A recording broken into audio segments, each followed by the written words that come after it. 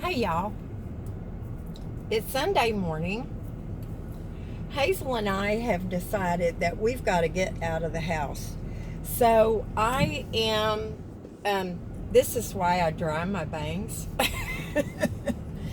Anyway, we've decided we've got to get out of the house. We were home all day yesterday and most of the day before. So, I'm just recording church so I can watch it later. And we're going to the country. Now, I look like a quail. Have y'all ever seen a quail? They're really cute, but it's not what a human wants to look like. So anyway, when Hazel saw me getting ready, she was all over the place. She can't hear me say, "Let's go. Do you want a treat?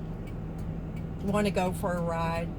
Those are all things that used to get her so excited, but now she has to depend on me getting out of the shower and getting dressed. So anyway, there's a place in Vista. It's actually a road, and it's called Warmlands. And I used to go out there all the time because it's country. There's places where there are lots of animals. I used to park on this one part, and they had goats that would come right down to the fence and a couple little horses. So that was so much fun. And this time I fully intend to go armed with some little apples. What am I going to talk to y'all about? I think I'll start on my sixth husband. I know for those of y'all who maybe just started watching my channel and you haven't watched the older ones, you may not know that I have been married 6 times. Am I proud of it? No. Was I trying to set a record? Lord, no. Was I trying to have a family?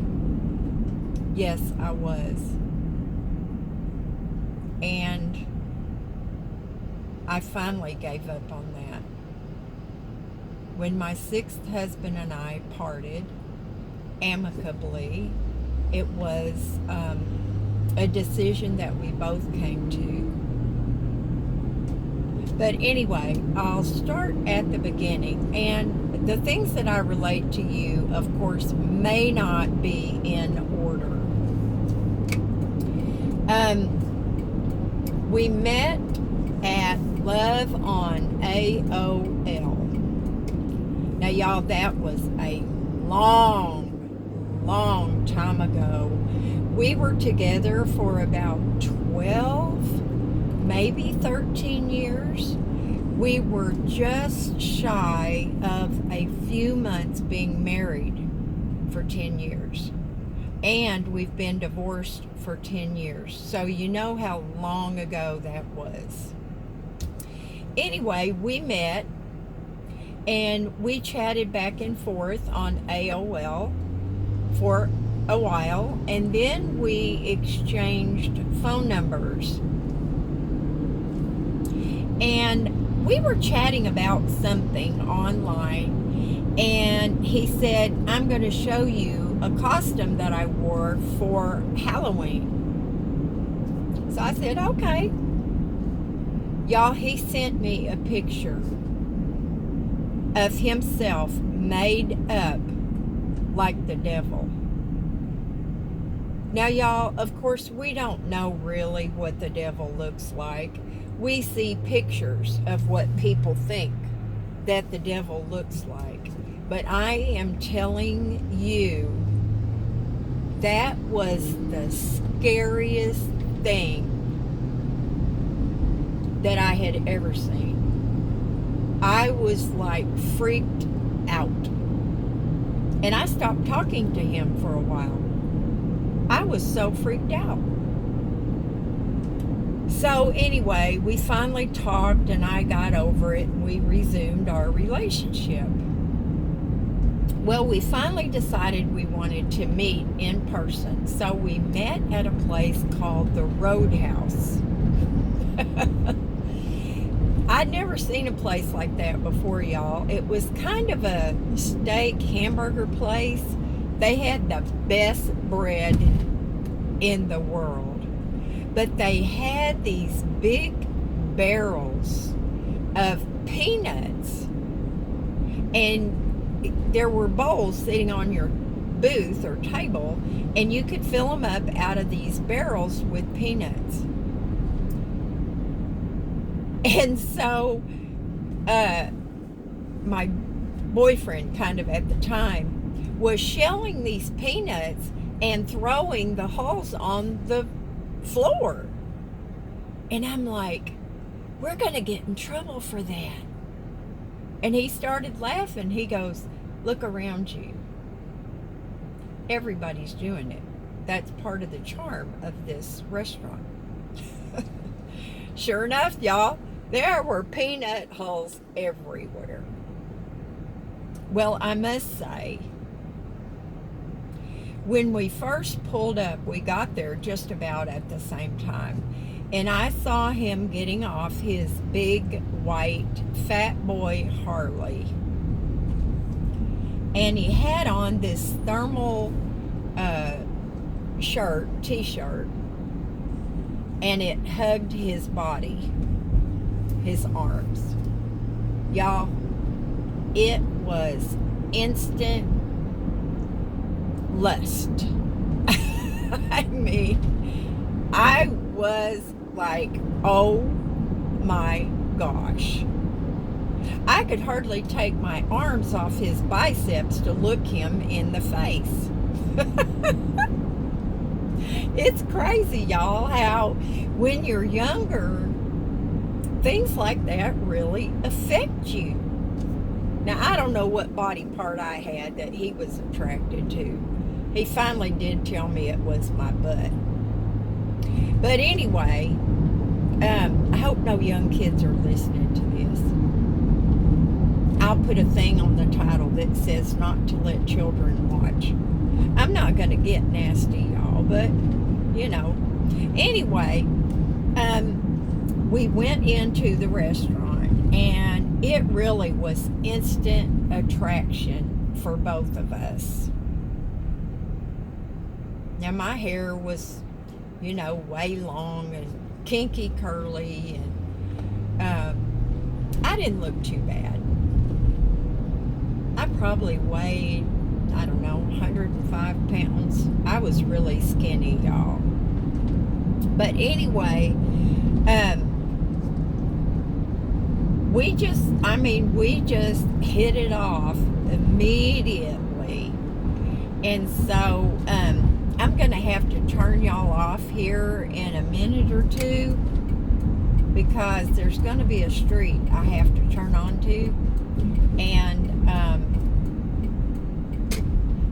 I don't want to miss it. But anyway, we had a wonderful lunch, and after it was over with, he asked me, he said, would you like to go for a bike ride? Well, that was a stupid question. Of course I did. So we went for a ride on his motorcycle. It was awesome. I didn't want to get off. And of course, part of that was hugging him. So things just took off from there, y'all. And we started seeing each other a lot. Now, he was stationed out at Camp Pendleton, and he was a gunny sergeant. He was going to retire. He had almost had his 20 years put in. And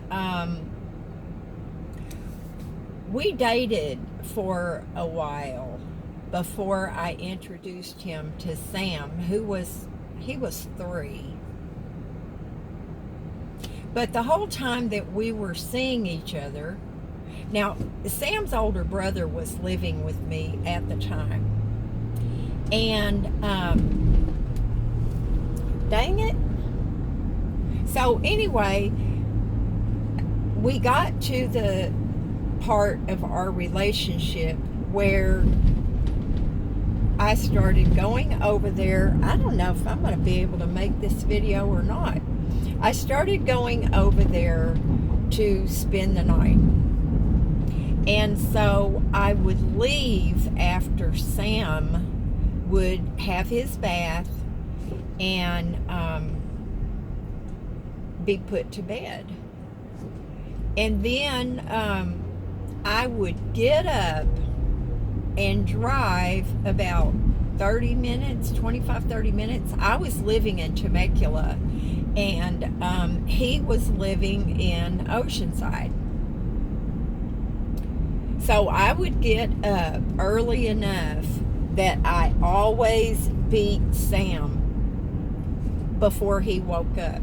So he never knew that I was gone. His big brother was there with him. I never would have left Sam with a babysitter. Now, my good friend Maureen and her husband Ricky and their 2 little boys lived in Temecula too, and that's one of the reasons why I moved there, so that she could babysit for me while I worked. So anyway, that's how we got started.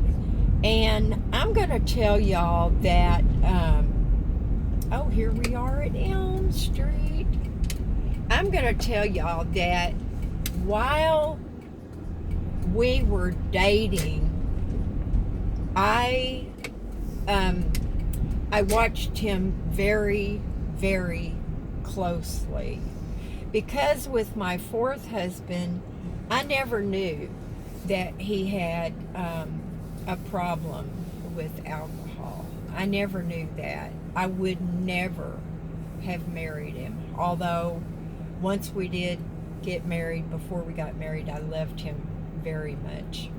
But anyway, I watched him very closely, and I was looking for signs of something wrong with him. I watched him when we were at restaurants. How did he treat our server? Did he leave a good tip? Did he always say thank you and please to them? It was very early on that he wanted to introduce me to his friends. And he had a lot of friends, y'all. He was in the Marine Corps. So one of his closest friends was a gal, and I'm not going to say her name, but awesome lady. They had been in the Marine Corps for a while together, and the rest of his friends were men, and they were an awesome group of people, as most Marines are. But we would go out to eat on Saturday afternoon or Sunday afternoon. We would go in the evening sometimes to a pub that we really liked in San Marcos, and they would have some live music, and they had a dartboard, and I loved it. It was really a homey kind of a pub. It was small. So the whole time that he is with his friends, I watched to see how he interacted with them. He was an awesome friend.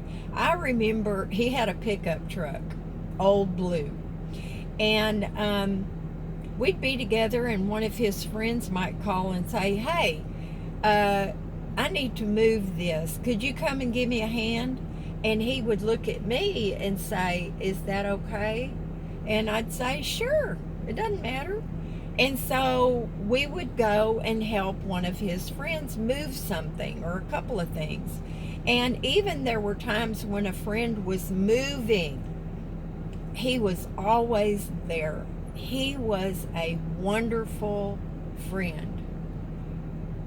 He treated me so well, you guys. He never said, I'm I'm sorry, but I got to go do this. Or we're going here, or we're going there. He always asks me, y'all. So I watched him very closely and I listened to him very closely. I was not going to introduce anybody to my little boy unless I felt like it was really going to develop into a relationship, not just a sleepover, whatever. Now, during this whole time, he never came to my house. He never spent the night at my house. He never met Sam.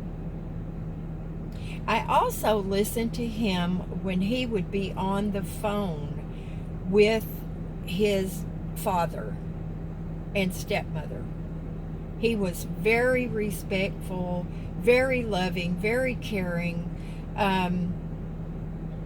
Always the good son. Now, he was estranged from his mother, but he never talked bad about her. He was factual in what happened in their relationship, but he never said anything bad about her.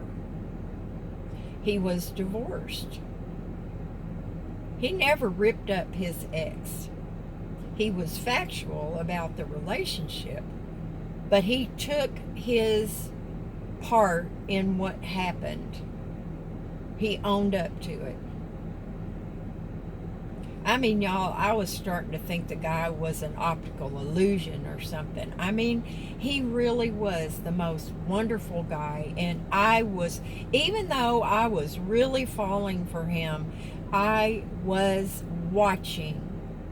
No way did I want to get into another relationship that was going to work out and turn out to be horrible for me or my little boy. I'm going to stop right now because I want to turn the video around as we're driving out here in the semi-country. Talk to y'all later. Bye now.